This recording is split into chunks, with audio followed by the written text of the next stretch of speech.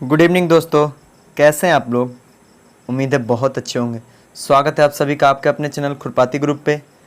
इस वीडियो में हम लोग पूरा देखेंगे मॉक टेस्ट नंबर 21, जिसमें टॉप 25 जीके जीएस होंगे एसएससी जीडी के लिए स्पेशल विथ करेंट अफेयर। और आप लोगों के लिए बहुत जल्द कंप्लीट हिस्ट्री का मैराथन आएगा, हो सकता है इसी संडे को आए, ठीक है। तो आप लोग उसमें जुड़ना ना भूलिएगा और इस वीडियो में अंत तक बने रहिएगा, अपनी तैयारी को जांचिएगा। अब एसएससी जीडी के एग्ज़ाम स्टार्ट होने में लगभग 30 दिन बचे हैं, ठीक है। तो आइए शुरू करते हैं अपना आज का शानदार सेशन। इससे पहले हम लोग 20 वीडियो देख चुके हैं मॉक टेस्ट का। अगर आपने उसे नहीं देखा तो प्लेलिस्ट में लिंक है, उसका डिस्क्रिप्शन में उसे देख लें। इसका पीडीएफ टेलीग्राम पे आपको मिल जाएगा। चलिए पहला प्रश्न, वातावरण में मौजूद सल्फर ऑक्साइड बारिश से घुल जाते हैं और क्या बनाते हैं। वातावरण में मौजूद जो सल्फर डाइऑक्साइड होते हैं वो बारिश से घुल जाते हैं और क्या बनाते हैं। तो आपको बता दूं कि सल्फर डाइऑक्साइड जो है जल से मिलकर सल्फ्यूरिक अम्ल बनाता है। क्या? सल्फ्यूरिक अम्ल। और अम्ल के मिट्टी में मिलने पर उसके पीएच का मान जो है घट जाता है, ठीक है। उसके पीएच का मान क्या हो जाता है? घट जाता है। तो क्या बनाते हैं? ऑप्शन है फसिल ईंधन संग्रह का निर्माण, औद्योगिक धूम निर्माण, झीलों में यूट्रोफिकेशन, या फिर मृदा में पीएच का निम्न स्तरीकरण, अर्थात मृदा में पीएच का मान घट जाता है। तो ऑप्शन डी इस प्रश्न का 100% सही उत्तर हो जाएगा। जब वातावरण में मौजूद सल्फर डाइऑक्साइड बारिश में घुलेगा तो मिट्टी पे पड़ेगा और मिट्टी में जैसे ही अम्ल मिलेगा तो उसका पीएच का मान जो है घट जाता है। तो ऑप्शन डी इस प्रश्न का 100% सही उत्तर हो जाएगा, ध्यान रखिएगा। नेक्स्ट अगला प्रश्न है, इंटरनेट टेक्नोलॉजी में प्रयुक्त शब्द यूआरएल का क्या अभिप्राय है। पुनरुक्त पूछ रहा है यूआरएल का। Unique remote locator, unique resource locator, uniform resource locator, या फिर यूनिफॉर्म रिमोट लोकेटर। तो इस प्रश्न का जो सही उत्तर हो जाएगा यूआरएल का हो जाता है uniform resource locator. Option C इस प्रश्न का सही उत्तर हो जाएगा। ऑप्शन सी इस प्रश्न का सही उत्तर हो जाएगा। Uniform resource locator is the right answer. Next अगला है, गुरुजल का रासायनिक संगठन क्या होता है। गुरुजल का रासायनिक संगठन या रासायनिक नाम क्या होता है। H2O, D2O, H2O2, HDO। तो आपको बता दूं कि H2O तो हो जाएगा साधारण जल का सूत्र, D2O जिसे ड्यूटेरियम ऑक्साइड या भारी जल या मतलब कि गुरुजल भी इसे ही कहते हैं। तो क्या बोलते हैं, हाइड्रोजन की जगह उसका समस्थानिक ड्यूटेरियम कर लेता है, इसे ही हम लोग गुरुजल या फिर भारी जल बोलते हैं, ड्यूटेरियम ऑक्साइड। तो ऑप्शन इस प्रश्न का सही उत्तर हो जाएगा, ऑप्शन बी। चलिए देखते हैं नेक्स्ट। अगला है प्रश्न संख्या 4 हमारा, तेलुगु कृति अमुक्त मलवेड़ा का लेखक कौन था। तेलुगु कृति अमुक्त मलवेड़ा का लेखक कौन था। हरिहर, बुक्का, कृष्णदेवराय या फिर देवराय। तो आपको बता दूं कि अमुक्त मलवेड़ा कृष्णदेवराय द्वारा रचित है, मतलब एक पुस्तक है। इस पुस्तक के लिए उन्हें प्रेरणा कब मिली, तो उनको प्रेरणा तब मिली जब वो विजयवाड़ा एवं कोंडलापाली के किले के विजय के बाद श्री आंध्र विष्णु मंदिर की यात्रा की थी, तब इस बुक के लिए उन्हें प्रेरणा मिली थी।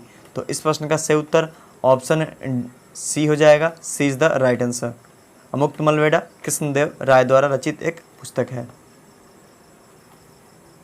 नेक्स्ट अगला प्रश्न, उस प्रथम भारतीय का नाम बताएं जिसे ओलंपिक खेलों में एनाबॉलिक स्टेरॉयड का प्रयोग करने के कारण प्रतिबंधित किया गया था। उस प्रथम भारतीय का नाम बताएं जिसे ओलंपिक में प्रतिबंधित दवा जिसका नाम है एनाबॉलिक स्टेरॉयड का प्रयोग करने के कारण प्रतिबंधित किया गया था। अश्वनी अनुकुंजी, प्रतिमा कुमारी, टी समंचा चानू या फिर सुमिता लाहा। तो वर्ष 2004 में एथेंस ओलंपिक में जो है टी समंचा चानू को प्रतिबंधित दवा सेवन करने के लिए उन्हें मतलब कि बैन लगाया गया था। तो ऑप्शन सी इस प्रश्न का सही उत्तर हो जाएगा। कब लगाया गया था बैन, थोड़ा सा डेट भी याद रखेंगे। तो 2004 में, सन 2004 में एथेंस ओलंपिक में, ठीक है। C is the right answer. Next, पर्यावरण में प्रदूषकों की उपस्थिति को सामान्यतः पीपीएम में व्यक्त किया जाता है। सही बात है। यहाँ पीपीएम का पूर्ण रूप क्या है। पूर्ण रूप पूछ रहा है पीपीएम का, थोड़ा सा घुमा के दे दिया है। पीपीएम का पूर्ण रूप पार्टिकल्स पर mole, pollutant prevents measures, purity microgram या फिर पार्ट्स पर मिलियन। तो आपको बता दूं कि पीपीएम पार्ट पर मिलियन कहलाती है, जो कि रासायनिक अशुद्धि वातावरण में विद्यमान होने का इकाई है। तो ppm पार्ट्स पर मिलियन, पार्ट पर million. D is the right answer.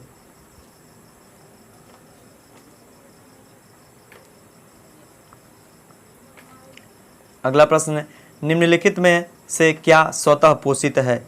टिड्डा, तितली, मशरूम या फिर शैवाल?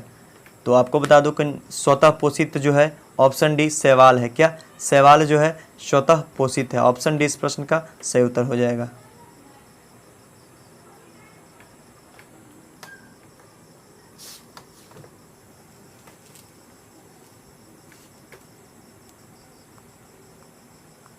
अगला प्रश्न है हमारा, नकदी रिजर्व अनुपात किसका उपकरण है? नकदी रिजर्व अनुपात किसका उपकरण है? तो सिर्फ नकदी ही नहीं, नकदी यानी कि CRR, REPO, रेपो, थोड़ा सा ध्यान रखेंगे, रिजर्व रेपो या फिर SLR, ये सभी RBI की मौद्रिक नीति का हिस्सा है। किसकी? मौद्रिक नीति का। तो ऑप्शन 20 प्रश्न का सही उत्तर हो जाएगा। मौद्रिक नीति का हिस्सा है नकदी रिजर्व, मौद्रिक नीति। और ये किसकी नीति है? रिजर्व बैंक ऑफ इंडिया की। बात करते हैं रिजर्व बैंक ऑफ इंडिया की स्थापना कब हुई थी? 1935 ईस्वी में। ठीक है।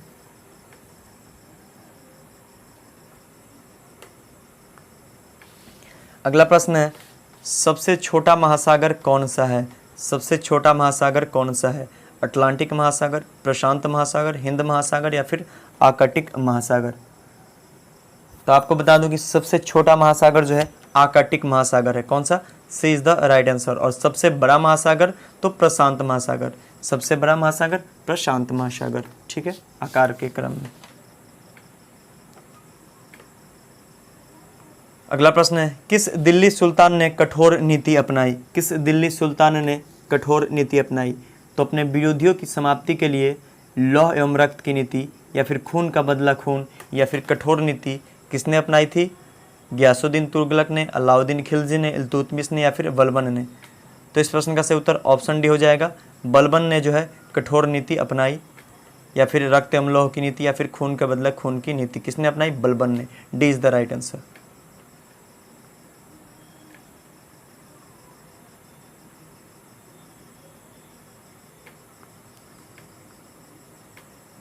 अगला है, संयुक्त राष्ट्र संगठन का मुख्यालय कहाँ है? संयुक्त राष्ट्र संगठन का मुख्यालय कहाँ है? इटली की राजधानी रोम में या फिर जिनेवा, वाशिंगटन या फिर न्यूयॉर्क? तो संयुक्त राष्ट्र संगठन का जो मुख्यालय है आपको बता दूं कि न्यूयॉर्क में है। कहाँ? न्यूयॉर्क में। D is the right answer.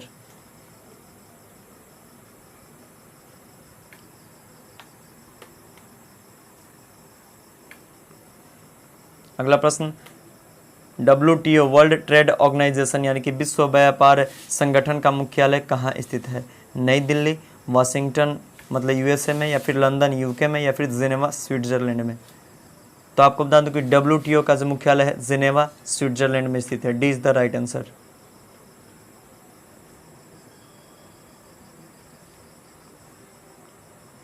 अगला प्रश्न है हमारा, औपनिवेशिक भारत में भारतीय विधवाओं के लिए शारदा सदन स्कूल की स्थापना किसने की थी? औपनिवेशिक भारत में भारतीय विधवाओं के लिए शारदा सदन स्कूल की स्थापना किसने की? दयानंद सरस्वती ने, महादेव गोविंद रानाडे ने, पंडित रामबाई ने या फिर सरोजिनी नायडू ने? तो इस प्रश्न का सही उत्तर ऑप्शन डी हो जाएगा, पंडित रामबाई ने। कब की थी स्थापना? तो 11 मार्च 1889 ईस्वी को शारदा सदन होम फॉर लर्निंग की स्थापना की थी। कब? 11 मार्च, डेट भी थोड़ा सा ध्यान रखेंगे, 1889 यानी 1889 को पंडित रामबाई ने शारदा सदन स्कूल की स्थापना की थी।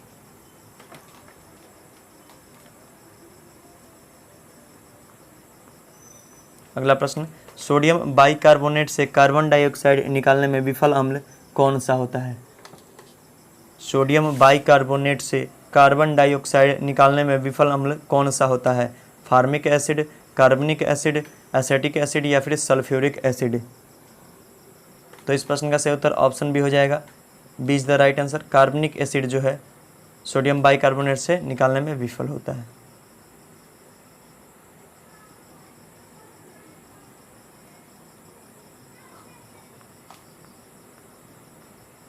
अगला प्रश्न है हमारा, जिला कलेक्टर का पद कब बनाया गया?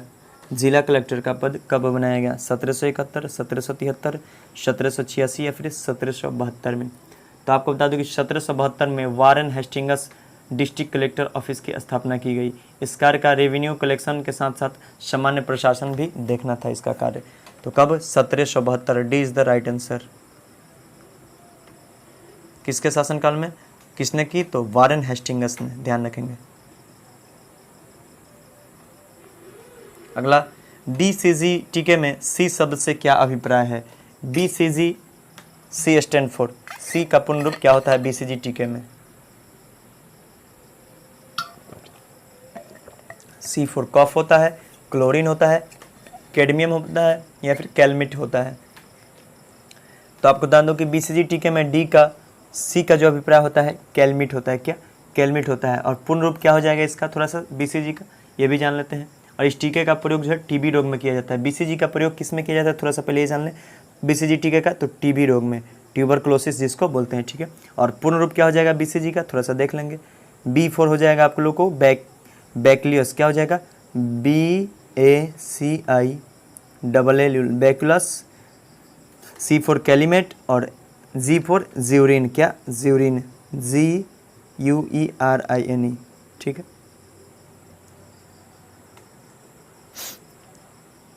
तो इस प्रश्न का सही उत्तर क्या हो जाए? कैलमेट।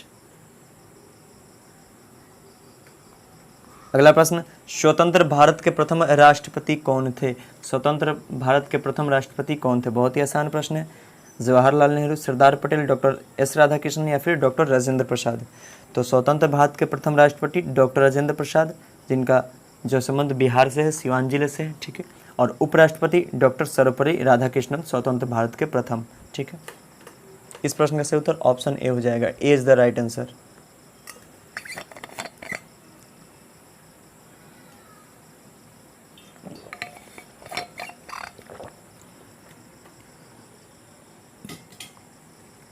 अगला प्रश्न, शेरशाह की महानता किसमें निहित है?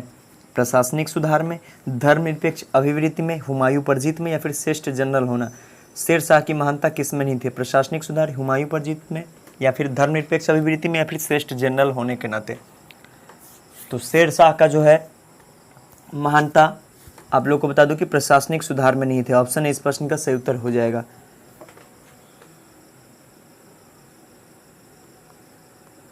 अगला प्रश्न है, मदर टेरेसा की जयंती मनाने के लिए उन पर टिकट निम्नलिखित में से किस देश ने प्रकाशित की है? मदर टेरेसा की जयंती मनाने के लिए उन पर टिकट किस देश ने प्रकाशित की है? अमेरिका ने, पाकिस्तान ने, भारत ने या फिर यूके ने? तो आपको बता दूं कि 5 सितंबर 2010 को अमेरिकी पोस्टल डिपार्टमेंट ने मदर टेरेसा पर उक्त डाक टिकट जारी किया। मदर टेरेसा का जन्म 1910 ईस्वी में तथा निधन 1997 ईस्वी में हुआ था। तो सी इज द राइट आंसर, ठीक है।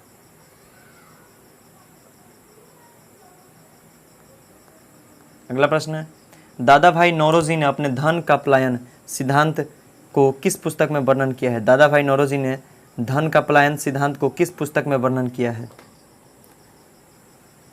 पुस्तक exploitative nature of British rule in India में, nature of British colonial rule में या फिर पॉवर्टी एंड अर्न में या फिर ब्रिटिश रूल एवं इट्स कन्वेंसीज में?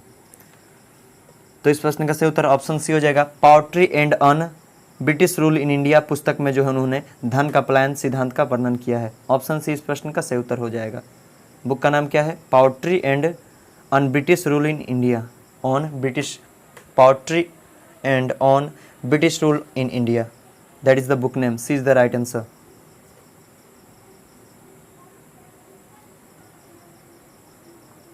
नेक्स्ट, कृषि से भारतीय औद्योगिक विकास का बढ़ावा किस प्रकार मिलता है? कृषि से भारतीय औद्योगिक विकास का बढ़ावा किस प्रकार मिलता है? श्रमिकों को रोटी कपड़ा मुहैया करा के, औद्योगिक उत्पादों के लिए बाजार खोलकर, या फिर कच्चे माल की आपूर्ति करके, या फिर दिए विकल्पों में से सभी? तो इस प्रश्न का सही उत्तर ऑप्शन डी हो जाएगा। कच्चे माल की आपूर्ति करके जो है औद्योगिक विकास का बढ़ावा मिलता है। D is the right answer. अगला प्रश्न है हमारा, जब पानी जम जाता है तो उसका घनत्व नियत रहता है, शून्य हो जाता है, बढ़ जाता है या फिर घट जाता है? तो जब पानी जमता है तो उसका आयतन बढ़ता है, परंतु जो घनत्व है वो घट जाता है। पानी जमता है तो घनत्व घटता है, आयतन बढ़ता है। इसको ध्यान रखेंगे, थोड़ा सा कन्फ्यूजन है। पानी जमेगा तो आयतन क्या होगा मेरे दोस्त? आयतन बढ़ेगा और घनत्व घटेगा, आयतन बढ़ेगा घनत्व घटेगा, आयतन बढ़ेगा घनत्व घटेगा, याद रखेंगे। अगला प्रश्न हमारा, अर्थशास्त्र मानव निर्मित उत्पादन उपकरण को किस रूप में वर्गीकृत करता है? अर्थशास्त्र मानव निर्मित उत्पादन उपकरण को किस रूप में वर्गीकृत करता है? उपकरण में, श्रम में, संगठन में या फिर पूंजी में?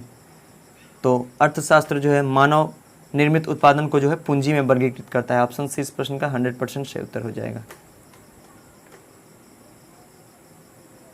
अगला प्रश्न, लोकतंत्र ऐसी सरकार है जिसमें प्रत्येक की हिस्सेदारी होती है, यह किसका मत था? थोड़ा सा ध्यान से, लोकतंत्र ऐसी सरकार है जिसमें प्रत्येक की हिस्सेदारी होती है, किसका मत था? प्लूटो का, सीले का, अब्राहम लिंकन का या फिर जियो वंश का? तो अब्राहम लिंकन का कथन क्या था? तो लोकतंत्र जनता का, जनता के लिए और जनता का द्वारा बनाया गया शासन, ये किसका कथन था? अब्राहम लिंकन का। लेकिन लोकतंत्र ऐसी सरकार है जिसमें प्रत्येक की हिस्सेदारी होती है, यह सीले का कथन था। किसका? सीले का। B is the right answer. अगला प्रश्न, हाल ही में किस राज्य ने सॉल्ट कार्यक्रम लॉन्च किया है? हाल ही में किस राज्य ने सॉल्ट कार्यक्रम लॉन्च किया है? कर्नाटक ने, आंध्र प्रदेश ने, तमिलनाडु ने या फिर मिजोरम ने? कर्नाटक की राजधानी बेंगलोर हो जाएगी, आंध्र प्रदेश की राजधानी अमरावती हो जाएगी, तमिलनाडु की राजधानी चेन्नई हो जाएगी, मिजोरम की राजधानी आइजोल हो जाएगी। और सॉल्ट कार्यक्रम जो है आंध्र प्रदेश राज्य ने लॉन्च किया है। ऑप्शन बी इस प्रश्न का 100% सही उत्तर हो जाएगा। तो चलिए वीडियो में आज के लिए इतना ही, फिर से मिलेंगे नेक्स्ट वीडियो में। तब तक के लिए जय हिंद, जय भारत। वीडियो अच्छा लगे तो लाइक कर दें, शेयर कर दें इसे, ठीक है। फाउंडेशन बैच चल रहा है आप लोगों को, 12th वालों के लिए मैथ्स क्लास 9 बजे से रखा गया है लाइव का, ठीक है। चलिए।